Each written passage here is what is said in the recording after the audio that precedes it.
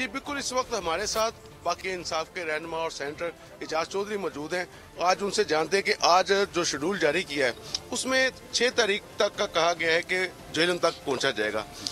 कौन सी हिकमत अमली इख्तियार की जाएगी इस्लामाबाद जाने के लिए, उसको क्यों राज में रखा गया? देखिए, कोई राज नहीं है इसमें। पहली बात तो आप ये समझ लें, 4 दिन का जो हमारा तजर्बा है उसने हमें ये बताया है कि जो आम आदमी के चलने का पेस है ना, इस लॉन्ग मार्च को उस पेस के मुताबिक चलना चाहिए, और बजाय इसके कि हम एक फिर लंबा चौड़ा इस्लामाबाद पहुंचने की तारीख का ऐलान कर दें, उसको हम हिस्सों में तकसीम करके ऐलान कर रहे हैं। इसमें कोई रॉकेट साइंस नहीं है, कोई ऐसी खुफिया बात नहीं है। तो ये सब इस्लामाबाद जाया जाएगा इंशाअल्लाह अज़ीज़। आप ये देखेंगे कि हर सूरत इस्लामाबाद जाएंगे, और अगर आप मुझसे सिर्फ पूछें तो रेड जोन की भी ऐसी की तैसी फेरेंगे।